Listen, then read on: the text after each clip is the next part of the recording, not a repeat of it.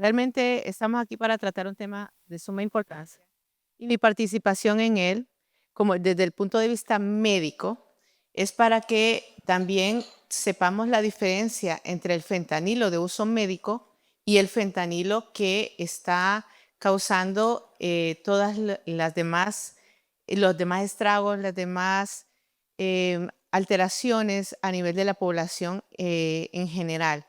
No, la intención es no satanizar, como se ha hecho en otros países, por ejemplo en México, que ya se estaba satanizando el uso del fentanilo médico, que realmente no, a pesar de que sí se producen las mismas manifestaciones clínicas, pueden producir los mismos tipos de intoxicación y demás, su uso nosotros hacemos en quirófano o en el hospital en general es para salvar vidas, no para hacerle daño a un paciente. Obviamente se hace por personal entrenado, especializado y que tiene conocimiento para la utilización de este medicamento, a la vez de cómo revertir todos los efectos adversos que tiene él mismo.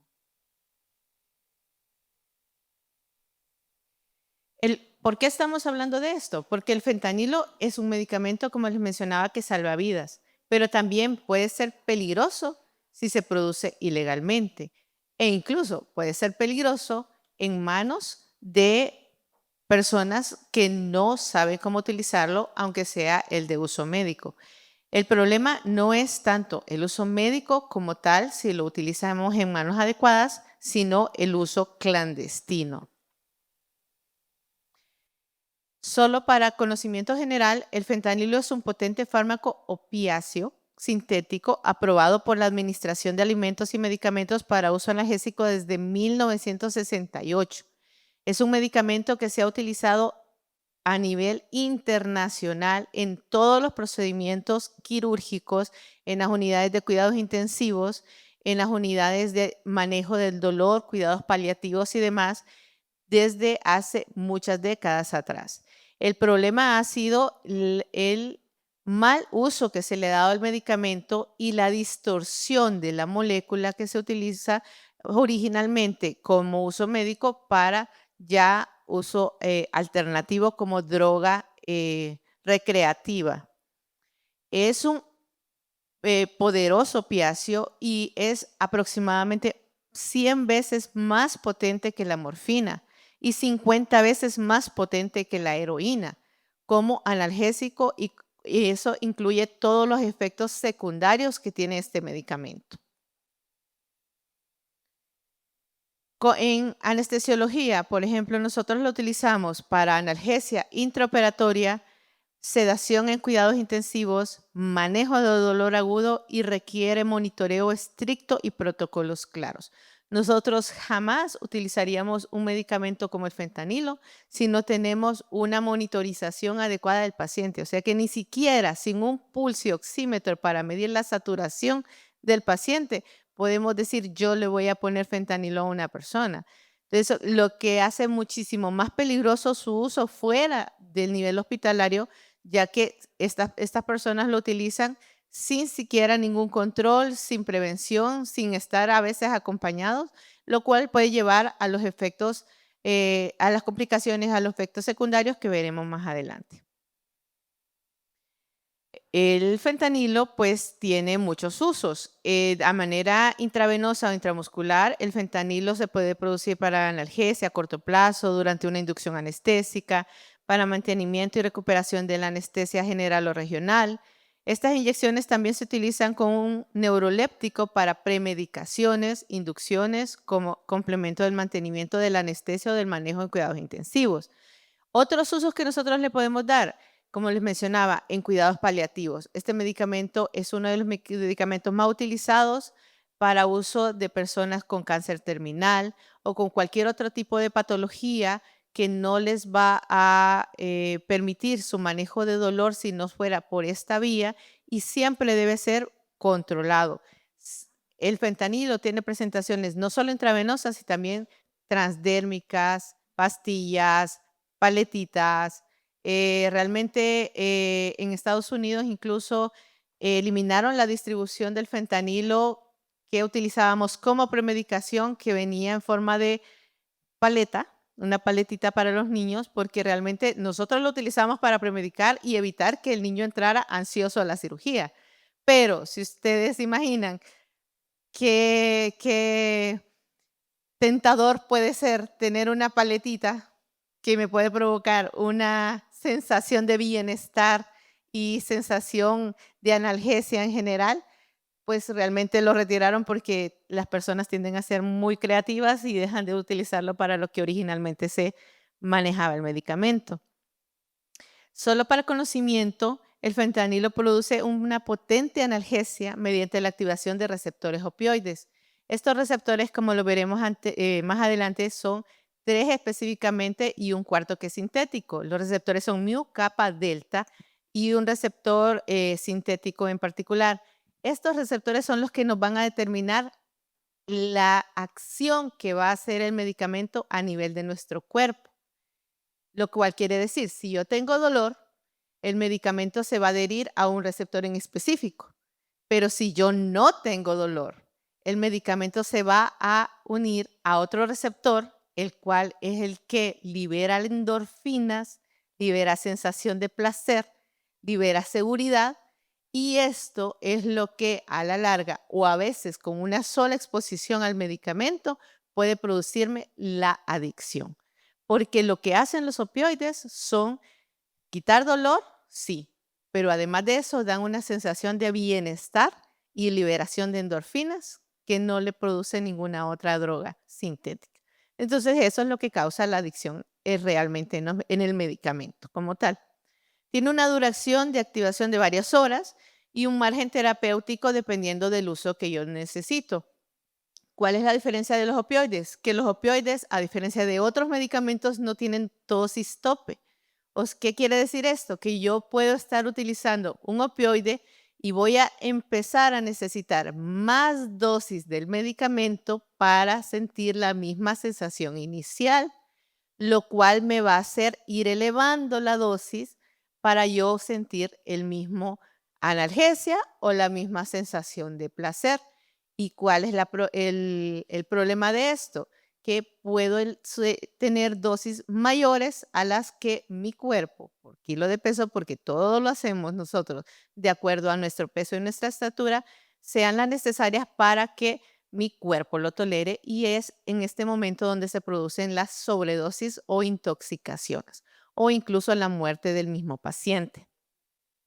Y el fentanilo se asocia con riesgo de adicción y abuso y no debe mezclarse con otros medicamentos y supervisión, en particular con otras drogas que produzcan depresión del sistema nervioso, como ser alcohol, porque el alcohol también se considera como una droga, benzodiazepinas o cualquier otro medicamento de uso eh, médico, por así decirlo, exceptuando en el caso de una cirugía en el cual nosotros no solo utilizamos fentanilo, sino que utilizamos una variedad de medicamentos en general para evitarle dolor al paciente durante el procedimiento. Ay, se me- El fentanilo, pues solamente para esto, usted va a decir, ay, ¿qué es esto? ¿Por qué me está explicando todo esto? Porque realmente esta es la acción que produce en el cuerpo. Se lo resumo. Lo que produce es un aumento en las partículas que nos producen energía, pero es al mismo tiempo, eso produce concentraciones altas de AMP cíclico, y esto hiperpolariza la célula y produce inhibición de la actividad nerviosa.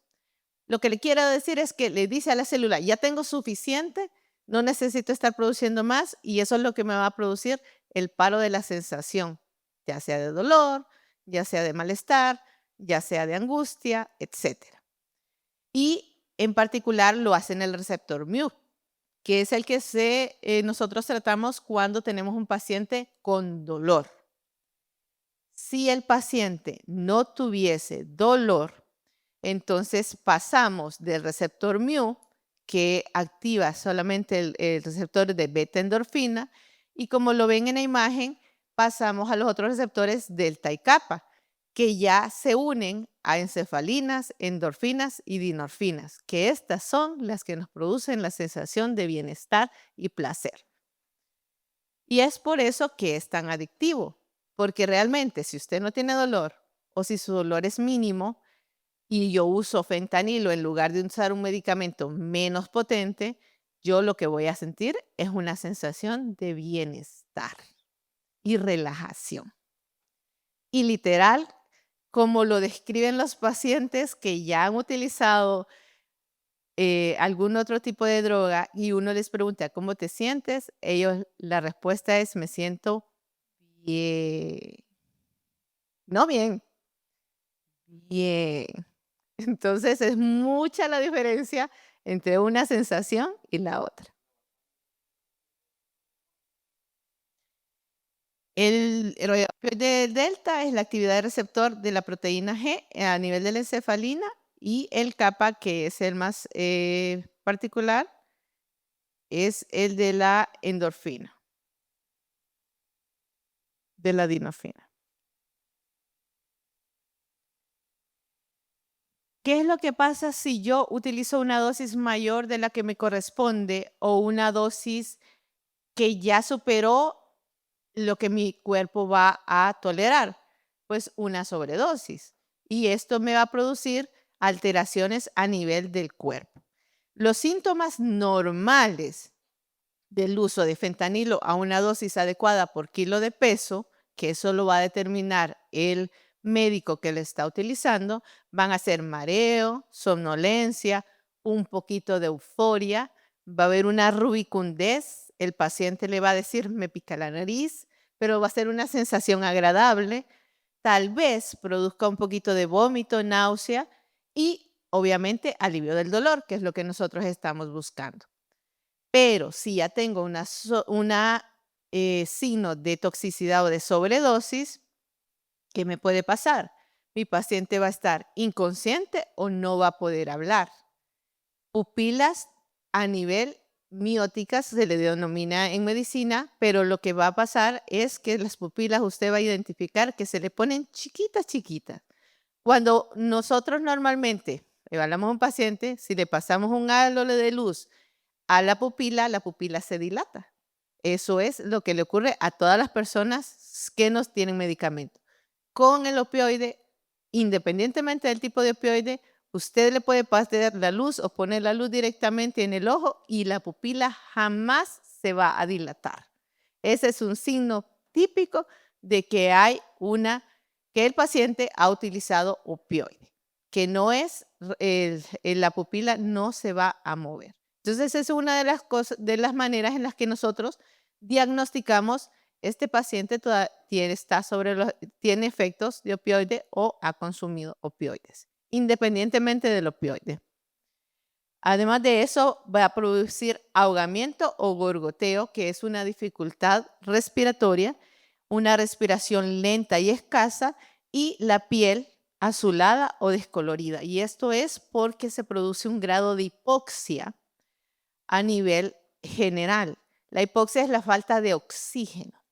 Al haber una falta de oxígeno, va a haber una alteración cerebral si esto es a nivel prolongado y esto es lo que posteriormente puede llevar a la muerte al paciente. En el caso de sobredosis, pues los pacientes deben recibir naloxona o nalmefeno, que en el caso de Honduras nosotros tenemos naloxona. Naloxona a nivel hospitalario, intravenoso. Hasta donde yo tengo conocimiento, todavía no tenemos naloxona en otras presentaciones, que son las que se utilizan cuando hay una sobredosis ya fuera del hospital, que se utilizan como spray intranasal. Y ¿por qué spray intranasal? Porque es la vía más rápida para que se absorban medicamentos, tanto sublingual como intranasal, porque la irrigación de esas mucosas es sumamente adecuada y rica, y eso hace que el medicamento se disemine más rápido por el cuerpo. Entonces, en otros países que sí ya se ha observado que hay un uso de fentanilo fuera del hospital mucho mayor del que debería, entonces se utiliza naloxona intranasal e inmediatamente el efecto del opioide se elimina, porque es un antagonista del medicamento. Este medicamento en Honduras igual que el fentanilo, es un medicamento controlado, por lo tanto, solamente se puede utilizar a nivel hospitalario. ¿Dónde está el riesgo de esto? Pues cuando se fabrica ilegalmente en laboratorios clandestinos. ¿Por qué? Porque no hay control en la cantidad y en la pureza de medicamento que va a tener la persona que lo va a utilizar y puede causar sobredosis y muerte.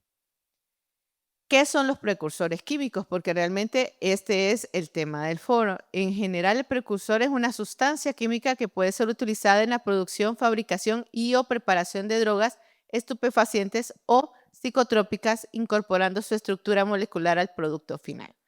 Estos precursores químicos estaban inicialmente, pues eran comercializados o introducidos por otros países, pero se decidió, sobre todo en países de Latinoamérica donde hay mucho uso del fentanilo no médico, regular el uso de estos precursores para evitar que se pueda conseguir o que se puedan obtener de manera ilícita. Al regularlos, el gobierno tiene control de estos precursores.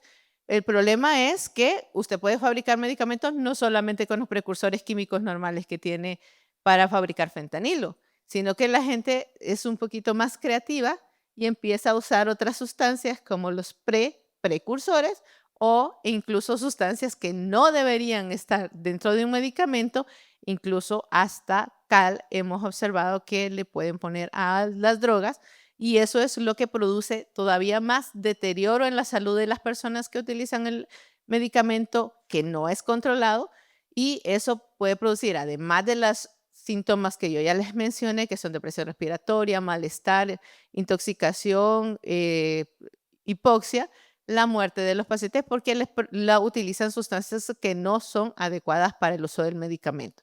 Los tres precursores más utilizados en la producción de fentanilo son los que se observan ahí, el norfentanilo, el N-fenetil 4-piperidona y el 4-anillo-fenetilpiperidina. Los nuevos opioides sintéticos presentan importantes desafíos para los profesionales médicos, las fuerzas del orden y los legisladores. Los recursos, deben distribuirse equitativamente para mejorar la reducción de daños mediante la educación pública, las terapias asistidas con medicamentos y un mejor acceso a la naloxona. ¿Por qué digo mejor acceso a la naloxona? Porque realmente ya la naloxona es un medicamento controlado y solamente lo tenemos a nivel hospitalario. La urgencia para Honduras, pues la ubicación geográfica estratégica por claras, obvias razones, riesgo, tránsito o producción ilícita, el impacto potencial en el sistema hospitalario, costo humano, económico significativo.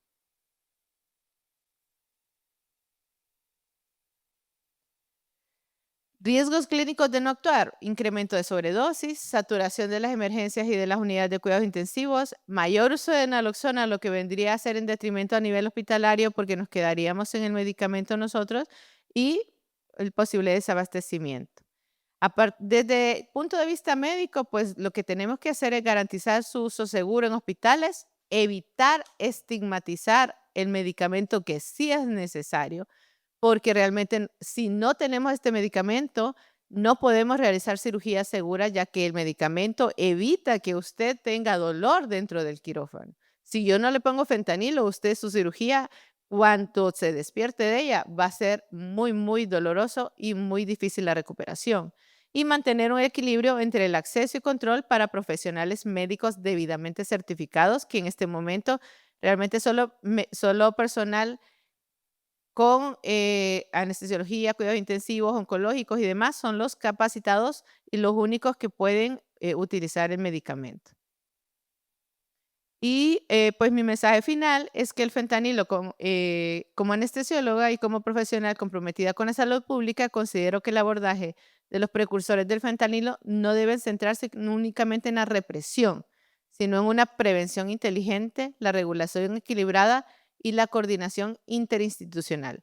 El objetivo no es limitar el acceso a un medicamento esencial, fentanilo medicamentoso, sino proteger a la sociedad de su uso ilícito. Y actuar ahora es una decisión de responsabilidad sanitaria y de visión estratégica para el país. Muchas gracias.